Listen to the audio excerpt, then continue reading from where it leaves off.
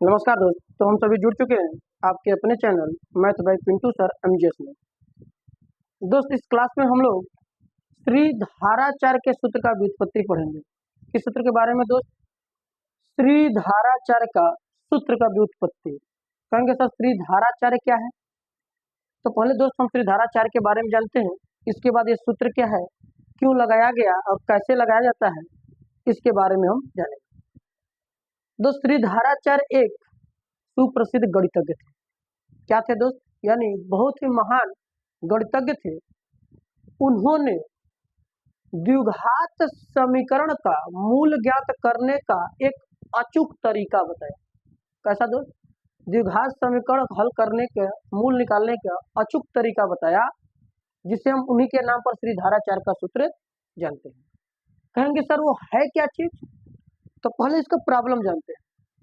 इसका प्रॉब्लम ये था कि हम जाने हैं दोस्त किसी भी द्विघात समीकरण के मूल को ज्ञात करने के लिए गुणनखंड विधि। गुणनखंड यानी मध्य पद को दो भागों में विभाजित करके। क्लियर? दूसरा हम लोग ये जानते थे पूर्ण वर्ग बना करके, ये भी हम लोग जाने। अब इनका क्यों जरूरत पड़ा? ये सूत्र का किस लिए उपयोगी है, किस लिए इसका जरूरत पड़ा? तो याद रखिएगा, श्री धाराचार्य ने वह सूत्र बताया जिसको गुणनखंड द्वारा या पूर्ण वर्ग द्वारा ज्ञात नहीं किया जा सकता। यानी कहे तो शॉर्टकट में ये कि वह द्विघात समीकरण जिनका मूल मध्य पदों को दो भागों में विभक्त करके नहीं ज्ञात किया जा सकता, उस द्विघात समीकरण का मूल दोष श्री धाराचार्य ने अपने सूत्र के अनुसार एक व्युत्पत्ति किया, जिसे उन्हीं के नाम पर श्री धाराचार्य का सूत्र बना। क्लियर हुआ होगा दोस्त?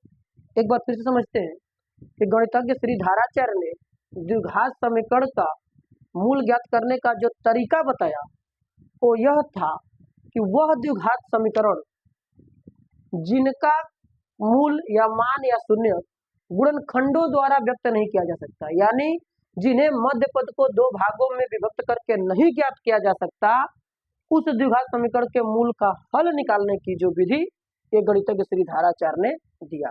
अर्थात कुल शॉर्टकट मिला के यही कहना है कि वह द्विघात समीकरण जिनका शून्य या मूल गुणनखंडों द्वारा या मध्य पद को दो भागों में विभक्त करके नहीं ज्ञात किया जा सकेगा, उस द्विघात समीकरण का मूल हम श्री धाराचार्य के सूत्रानुसार ज्ञात करेंगे। चलिए दोस्त, चलिए अब श्री धाराचार्य ने क्या बताया दोस्त, इसके बारे में पूरा व्युत्पत्ति करते हैं। क्या था, कैसे था, इसको जानिए। आपको केवल फार्मूला से ही मतलब है, लेकिन दोस्त देखिए ये आखिर बना कैसे, ये आया कैसे, क्या होता होगा, कैसे करते होंगे, ये सब बात।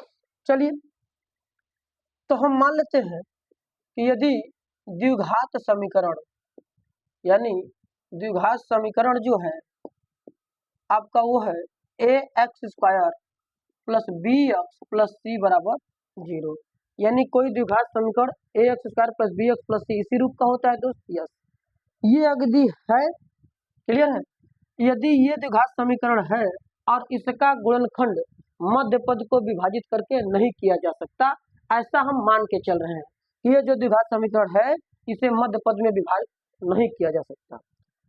तो ठीक है, अब मध्य पद को विभक्त नहीं किया जा सकता दोस्त, तो आपको एक तरीका हम और बताए हैं पूर्ण वर्ग बनाने की विधि। और पूर्ण वर्ग बनाने की विधि में दोस्त आपको यही समझाया गया है कि उसकी शर्त यह है कि द्विघात समीकरण को पूर्ण वर्ग बनाने के लिए सर्वप्रथम आपको x के स्क्वायर जो है यानी x स्क्वायर का गुणांक +1 होना चाहिए। क्या होना चाहिए? x स्क्वायर का गुणांक +1। तो x स्क्वायर के गुणांक यहाँ देख रहे हैं दोस्त a है, जबकि होना चाहिए 1। तो 1 बनाने के लिए आप क्या करेंगे, दोनों पक्षों में a से भाग दे दीजिए। क्या करेंगे दोस्त? दोनों पक्षों में a से भाग देंगे तो दोस्त सभी पदों में भाग होगा, बिल्कुल सभी पदों में। अब ये बात हो गई दोस्त, बिल्कुल हो गई। अब सर क्या करेंगे, अब इसका नियम दोस्त हमने आपको पढ़ाया है कि जब द्विघात समीकरण का पूर्ण वर्ग बनाकर शर्त फॉलो हुई, यानी x स्क्वायर का गुणांक +1 हुआ या है, तो दिए गए द्विघात समीकरण में मध्य पद के गुणांक का आधा करते हैं। क्या करते हैं दोस्त? मध्य पद के गुणांक का आधा करेंगे और उसी का वर्ग जोड़ेंगे और घटाएंगे। क्या करेंगे दोस्त? जोड़ेंगे और घटाएंगे। तो बताइए यक्स का गुणांक क्या है, बी बाई ए। अब जब यक्स स्क्वायर यक्स का गुणांक बी बाई ए है तो इसका आधा कीजिएगा तो क्या आएगा, आधा करने के लिए 2 से डिवाइड करेंगे, 2 से भाग देंगे, यानी बी बाई टू ए। क्या होगा दोस्त, बी बाई टू ए। अब यही बी बाई टू ए आपको जोड़ भी देना है स्क्वायर करके, और बी बाई टू यही भी आपको जोड़ करके वर्ग करके घटा देना है, प्लस के c by a equal to 0। बिल्कुल दोस्त क्लियर होगा, क्लियर है। अब सर इसके बाद हमने क्या बताया, इसके बाद हमने यही बताया है आपको कि जैसे ही आप मध्य पद के आधा का वर्ग जोड़ेंगे अथवा घटाएंगे, यानी जोड़ेंगे तथा घटाएंगे, तो दिया गया प्रथम पद किसी न किसी पूर्ण वर्ग के मान में, यानी किसी न किसी संख्या के पूर्ण वर्ग में होल स्क्वायर जरूर बनेगा। अब इसको यदि देखिएगा आप, इसको a plus two a b plus b square, यानी a plus b by two a का ये होल स्क्वायर बनेगा, माइनस इसको यदि दोस्त खोलिएगा तो ये हो जाएगा B square by 4a plus के c by a equal to 0। Clear है दोस्त, बिल्कुल क्लियर है। इसके बाद क्या करेंगे सर, इसके बाद आपको यही करना है कि दोस्त अब हम इसको भी पूर्ण वर्ग बनाएंगे, यानी इसको भी हम सॉल्व करेंगे। तो x plus b by two a का होल स्क्वायर, इसमें से यदि माइनस कॉमन लेंगे तो दोनों पद में से माइनस कॉमन होगा दोस्त, तो माइनस का प्लस और प्लस का माइनस चेंज हो जाएगा। अब अगर यहाँ से आप देखिए तो आप यदि लसन लेंगे तो एलसीएम क्या होगा दोस्त, एलसीएम आपका होगा 4a। क्या हो जाएगा, 4a। यदि आपका एलसीएम 4a हुआ तो आप बताएंगे 4a से 4a कटेगा तो क्या बचेगा, b, यानी हो जाएगा b स्क्वायर, और ये माइनस बाहर चला है तो इसका मान प्लस, और इस प्लस का माइनस बाहर करेंगे तो दोस्त होगा माइनस के। a से a कटेगा तो क्या होगा दोस्त, अब a से बताइए a कटेगा तो आपके साथ बचेगा 4, और 4 का गुणा c में करेंगे तो 4c बराबर के दोस्त होगा 0। बिल्कुल क्लियर है, यहाँ तक बात समझ में आई होगी, एकदम आई होगी। अब हम चलेंगे आगे का स्टेप। आगे का स्टेप क्या होगा दोस्त, अब वही आपको पक्षांतर की क्रिया करना है, चर को एक तरफ अचर को एक तरफ। तो इधर दाएं पक्ष में चर को लिखिएगा तो x plus b by two a का होल स्क्वायर इक्वल टू, ये माइनस वाली चीज कहाँ चली जाएगी, उधर दाहिने तरफ, तो माइनस का मान प्लस में हो जाएगा। तो ये अपन टोटल टू टोटल उठ के जाएगा, तो हो जाएगा B square minus 4a 4c, B square minus 4c upon 4a। दोस्त क्लियर है, क्लियर है, क्लियर है।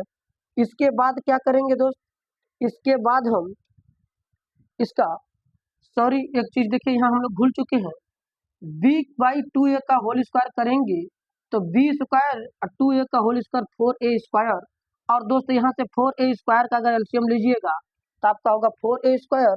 अब a से a कटेगा तो बचेगा 4a, अब 4a गुणा करेगा तो दोस्त 4ac, यानी स्क्वायर थोड़ा छूट गया था देखिएगा, तो 4ac हो जाएगा।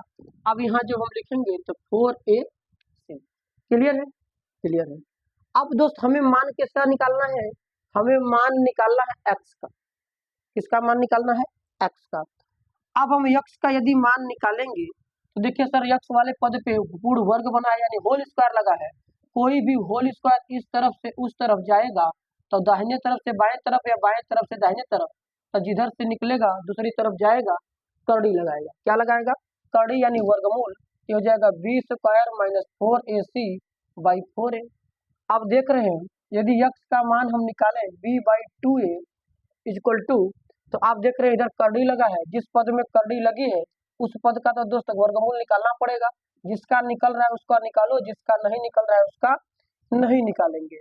ठीक है, अब यहाँ से 4a स्क्वायर को निकाल दीजिएगा तो यहाँ हो जाएगा 2a, और आप दोस्त जानते हैं कोई भी वर्गमूल प्लस और माइनस दोनों में आता है, तो बिल्कुल प्लस और माइनस दोनों में आ जाएगा। अब क्या होगा सर, अगली बात यही सर, हमको x का मान निकालना है, तो x को छोड़ के बाकी वाले पद को पक्षांतर करिए।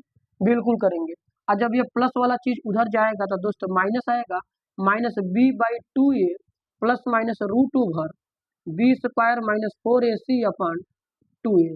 क्लियर है दोस्त, क्लियर है। अब देख रहे हैं जो उधर का पद आया है, उधर वाले दो पद आपस में जोड़ घटाव करके फ्रैक्शन लिए, यानी भिन्न से है, तो भिन्न वाले जोड़ को घटाव को जो भी करना होगा उसे एलसीएम लेते हैं। क्या करते हैं, एलसीएम लेंगे। अब हम एलसीएम लेंगे तो बताइए एलसीएम में दोनों का हर 2a है, तो एलसीएम यदि दोनों का बराबर है तो ऊपर के अंश को जोड़ या घटा देंगे, यानी जैसा चिन्ह होगा वैसा बात हम कर लेंगे। तो माइनस के B plus minus root over B square minus 4ac upon 2a। दोस्त यही जाकर के श्रीधाराचार्य का सूत्र बन के तैयार होता है, यानी गणतज्ञ श्रीधाराचार्य ने हमें द्विघाती समीकरण को बिना पूर्ण वर्ग गुना मध्य पद को दो भागों में तोड़े, यानी कोई भी द्विघात समीकरण होगा जिसका मध्य पद बिना तोड़े हम उसके मूल को ज्ञात कर सकते हैं, जिसको कि हमने इस सूत्र में देखा कि x square plus b x plus c बराबर 0 कोई द्विघात समीकरण होगा इसी रूप में। यदि कोई द्विघात समीकरण इसी रूप में है दोस्त, तो आपको उसको हल करने का तरीका क्या है, पूर्ण वर्ग बनाने की ही विधि लगी है शर्त के साथ। लेकिन ध्यान दीजिएगा, पूर्ण वर्ग की विधि लगाने के बाद जिस निष्कर्ष पे हम निकले दोस्त, तो x का मान निकला माइनस के B plus minus root over B square minus 4ac upon 2a। अब कहेंगे सर ये द्विघाती समीकरण था तो x का 2 मान निकलने चाहिए, बिल्कुल x का 2 मान निकलेगा। याद रखिएगा, समीकरण जितने घाती होता है उसके उतने मान या शून्य निकल के आते हैं। क्लियर है? क्लियर है।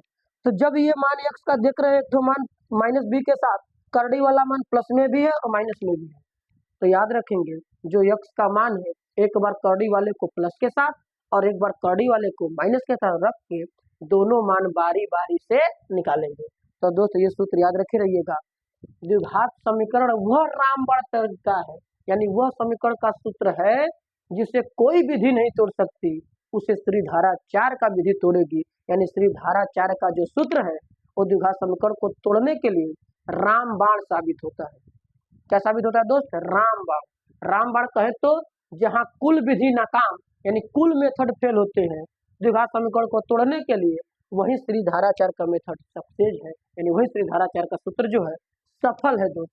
ऐसा कोई भी द्विघात समीकरण नहीं हो सकता जिसको श्रीधाराचार्य का सूत्र तोड़ के मान न निकाले। अब वो मान काल्पनिक आ रहे हैं वास्तविक आ रहे हैं उससे कोई लेना देना आपका नहीं है, लेकिन वो दोस्त तोड़ेगा ही तोड़ेगा, आपको शून्य को निकाल के जरूर देगा। तो इस सूत्र को हम लोग रामबाण के तरीका से भी जानते हैं, यानी इसका नाम रामबाण भी कहते हैं। तो याद रखेंगे श्रीधाराचार्य ने वह सूत्र दे करके हमको गए हैं जिनका निचोड़ कोई द्विघात समीकरण ऐसा नहीं हो सकता कि उसमें से मान न निकाल के रखे, यानी जहां सब नाकाम वहां श्रीधाराचार्य सफल। तो इस विधि को दोस्त ध्यान रखिएगा, आप इसको पेपर में इस्तेमाल कर सकते हैं। खैर, आपको पहले कोई भी द्विघात समीकरण आएगा तो गुणनखंड द्वारा मध्य पद को तोड़ने का प्रयास करिएगा। यदि तोड़ने में कुछ भी कठिनाई हो रही है, थोड़ा भी कंफ्यूजन हो रहा है, कोई भी द्विघात पद दो पदों में मत तोड़िए, श्रीधाराचार्य का सीधा सूत्र लगाइए। जो श्रीधाराचार्य का सूत्र होगा वो डायरेक्ट निकाल के लेकर आएगा, इसमें कोई भी आपको दिक्कतें और परेशानी नहीं है। ठीक है दोस्त, तो चलिए इस पर हम चलते हैं, क्वेश्चन उठाते हैं। अब क्वेश्चन के बारे में देखेंगे, इस सूत्र को ध्यान दीजिए दोस्त, 2 बार 3 बार इसको पढ़िएगा और समझिएगा जो बन के आया यही श्रीधाराचार्य का सूत्र है। आप इस पर दोस्त हम एक एग्जाम्पल लेते हैं, क्वेश्चन का ही है जो कि आपके प्रश्नावली में ही है। अब ये सूत्र जाकर के आगे चल के कट भी गया है आपके सिलेबस से हो सकता है, लेकिन दोस्त आप इस विधि को भी जानते रहिए कि यदि कभी हमको जरूरत पड़ गई, ऐसा कोई द्विघात समीकरण हमारे सामने आ गया जिसका हल यानी जिनका निचोड़ का मान हम नहीं निकाल पा रहे हैं गुणनखंडों द्वारा, तो वहां श्रीधाराचार्य का सूत्र आप लगाएंगे दोस्त। क्लियर? एक एग्जाम्पल है आपके बुक्स में दिया है दोस्त, X square plus 4x plus 5 बराबर 0 का शून्य या मूल ज्ञात कीजिए। क्या है दोस्त? X square plus 4x plus 5 equal to 0। तो दोस्त पहले तो आप क्या करिएगा, कोई भी द्विघात समीकरण आएगा मध्य पद को दो भागों में तोड़ने का प्रयास करेंगे, बिल्कुल करेंगे। चलिए हम भी वही प्रयास करते हैं इसमें भी। जिसके आगे कुछ नहीं होता गुणांक वहां 1 होता है, तो गुणनखंड द्वारा द्विघात समीकरण का मूल ज्ञात करने का तरीका आपको बताया है कि अचर पद को एक्स स्क्वायर के गुणांक से गुणा करिए। तो अचर पद 5 है, इसको 1 से गुणा करेंगे तो सर 5 आएगा, गुणा करने पर कितना आएगा?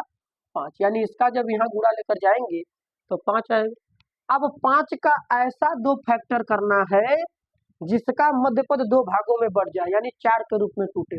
तो बताइए, कहेंगे गुणा करने पर 5 जोड़ने घटाने पर 4, तो 5 एक कम 5, अब 5 में 1 चला जाएगा तो 4। ये तो बात बिल्कुल सही है दोस्त, लेकिन इसके चिन्ह को भी सेटल करना है आपको। देख रहे हैं 5 का जो चिन्ह है वो पॉजिटिव है, 1 का जो चिन्ह है वो नेगेटिव। तो 5 का चिन्ह पॉजिटिव और 1 का चिन्ह नेगेटिव है, तो आप बताइए 5 से 1 घटेगा तो 4 बच जाएगा, लेकिन 5 का गुणा -1 में करेंगे तो -5 आएगा, जबकि ये गुणनफल देख रहे हैं आपको क्या दे रहा है सर, प्लस का 5 दे रहा है, यानी गुणा में प्लस 5 मांग रहा है, जोड़े घटाने पर भी प्लस 4 मांग रहा है। ऐसी स्थिति नहीं बन सकती किसी भी मध्य पद को दो भागों में तोड़ने पर। जब ये स्थिति दोस्त नहीं बनेगी तो जहां विधि हमारी फेल वही श्रीधाराचार पास। तो इसको किस सूत्र पे तोड़ेंगे दोस्त, श्रीधाराचार। लेकिन श्रीधाराचार के लिए देखा हमने ए बी सी के रूप में फार्मूला आया, तो ए जो होगा एक्स स्क्वायर का गुणा, बी जो होगा एक्स का गुणा और सी जो होगा अचल पद। तो पहले समीकरण को हम मूल समीकरण से तुलना करेंगे, a x square plus b x plus c बराबर 0 से क्या करेंगे दोस्त, तुलना करने पर।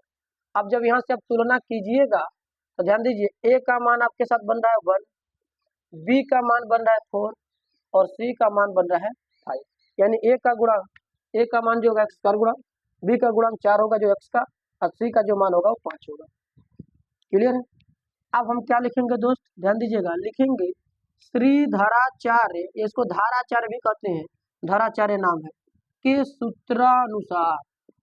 किसके सूत्रानुसार दोस्त, श्रीधाराचार्य के सूत्रानुसार, यानी गणितज्ञ श्रीधाराचार्य के सूत्र के रूप में, सूत्र के जैसे मान में तोड़ना है।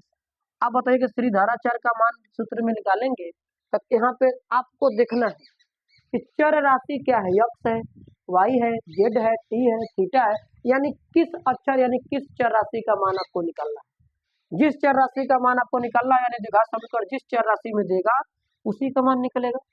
एक्स इक्वल टू क्या होता है, माइनस के B plus minus root over B square minus 4ac whole divided by 2, यानी 4ac बटे 2a।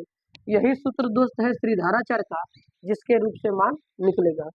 अब जब हम यहाँ से x का मान निकालेंगे तो बताइए b का मान क्या है दोस्त, 4, तो माइनस के 4 प्लस माइनस रूट में b का मान 4 का स्क्वायर माइनस 4 गुणे a का मान 1, c का मान क्या है दोस्त 5 बटे क्या होगा 2a, 2 गुणे a का मान 1। अब यहाँ से यदि इसको हल करेंगे आप तो माइनस के 4 प्लस माइनस रूट ओवर 4 चौके स्क्वायर 16 माइनस 5 चौका 20 बटे 2। क्लियर है दोस्त, क्लियर है। अब हम क्या करेंगे, इसको सॉल्व करेंगे, x का मान निकालेंगे, माइनस के 4 प्लस माइनस रूट ओवर, बताइएगा 16 से अगर 20 घटेगा तो कितना आएगा दोस्त, माइनस के 4 बटा के 2। यही सर निकला, बिल्कुल यही निकला। आगे सर 4 का वर्गमूल माइनस के साथ निकलेगा कि नहीं, नहीं निकलेगा, क्योंकि रूट के अंदर अगर कोई माइनस मान है तो वह ध्यान दीजिएगा दोस्त काल्पनिक मान है, और काल्पनिक मान का कभी भी कोई कैलकुलेशन होता नहीं है। खैर इसके अगली क्लास में जाएंगे आप 11th में, तो काल्पनिक संख्या का भी वर्गमूल निकालने का तरीका यूनान के गणितज्ञ आइलर ने बताया है, जहाँ आई स्क्वायर इक्वल टू -1 करते हैं। खैर उससे पहले भाई हमको नहीं जाना है, जैसे हम क्लास 11th में जाएंगे हम पढ़ेंगे उसके बारे में। अभी तक हमको इतना ही पढ़ना है कि काल्पनिक संख्या का वर्गमूल नहीं निकाला।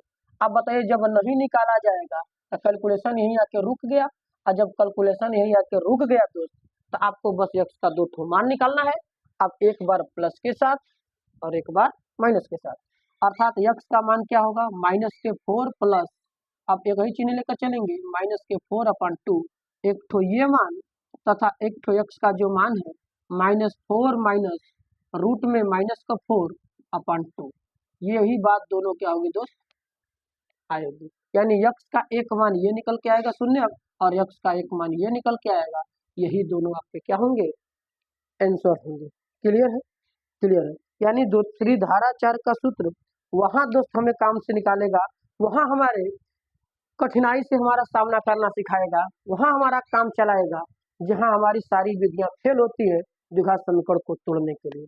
यानी द्विघात समीकरण को तोड़ने के लिए जितने नियम आप जानते हैं, यदि वो सभी विधि नाकाम हुई, ये सभी विधियों से मान नहीं निकल रहा है, तो श्रीधाराचार्य एक ऐसा सूत्र है जो आपको कोई न कोई रूप में मान तोड़ ताड़ के जरूर निकालेगा, यानी जिस समस्या से आप जूझ रहे हैं उस समस्या का समाधान करेगा। ठीक है दोस्त, बिल्कुल सही है। तो इसी प्रकार से आप कोई भी द्विघात समीकरण होगा उसे आप ए बी सी को तुलना करके निकालिएगा, और मेन सूत्र ध्यान दीजिएगा दोस्त, श्रीधाराचार्य का आप याद रखेंगे और इसके अनुसार आप कैलकुलेशन को निकालेंगे।